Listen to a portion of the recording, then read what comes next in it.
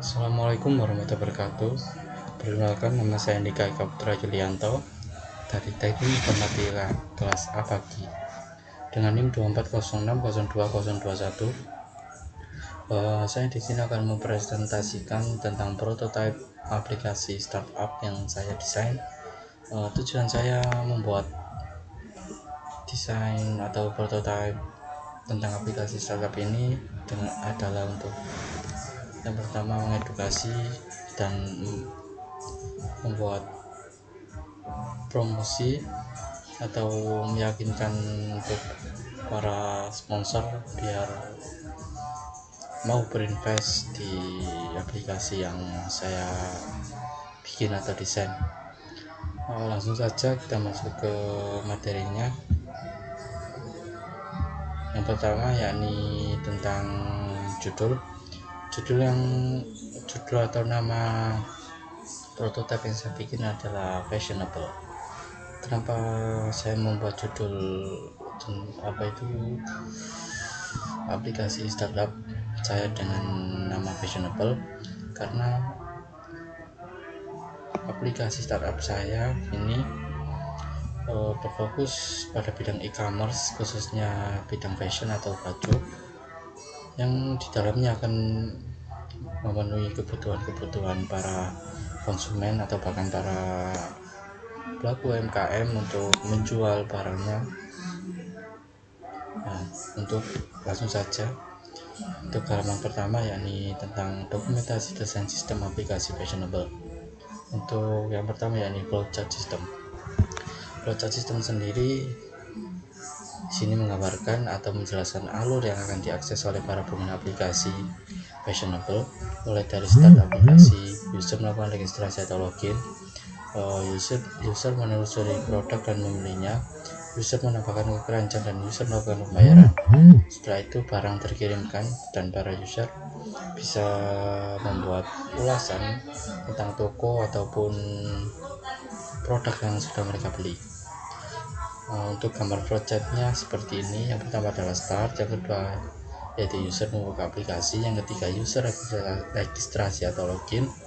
Setelah itu di sini ada diamond yang berisi tentang akun user. Kalau belum daftar atau belum mempunyai username atau password untuk login, nanti para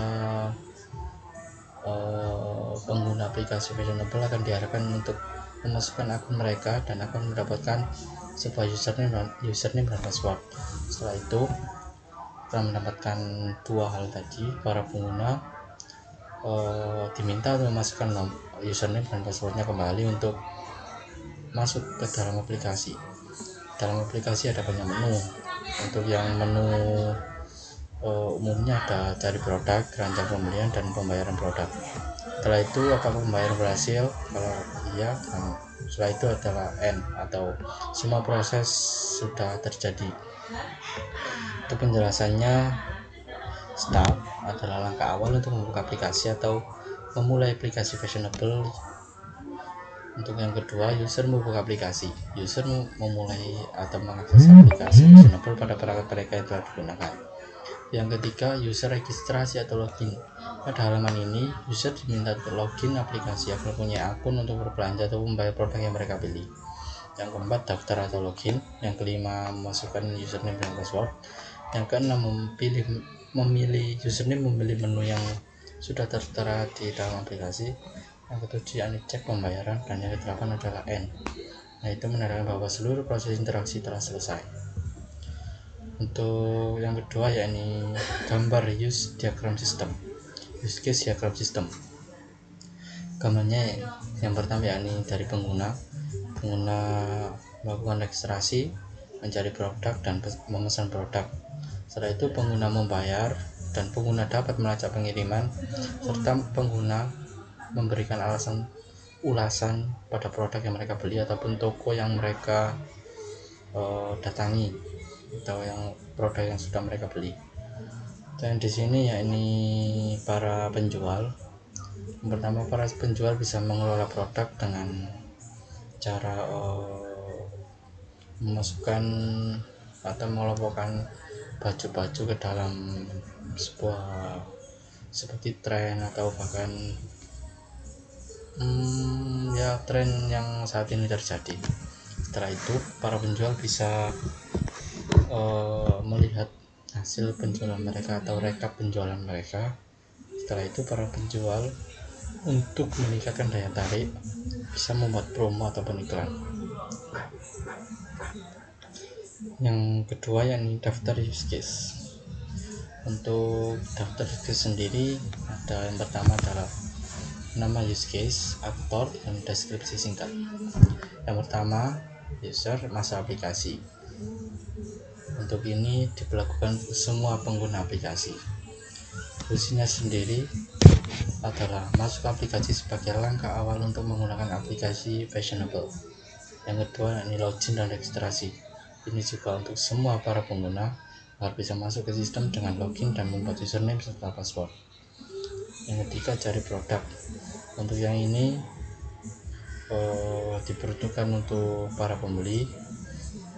Jadi para pembeli bisa masuk ke dalam menu pencarian produk ataupun beranda, dan para pembeli juga bisa memilih produk yang mereka inginkan. Yang keempat, para pembeli memesan produk. Sini juga diperuntukkan untuk para pembeli. Jadi para pembeli bisa melakukan pemesanan produk pada fitur untuk membeli produk yang sudah tertera pada aplikasi fashionable.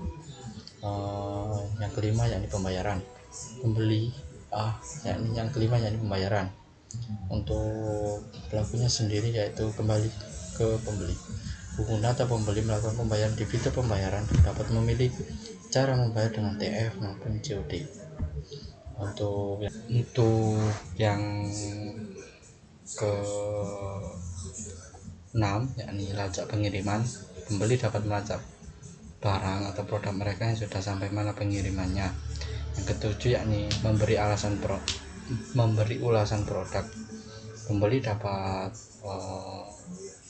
mengulas atau menilai dan memberikan komentar tentang barang yang mereka beli, atau kurir toko yang sudah mengantarkan atau menyediakan barang tersebut.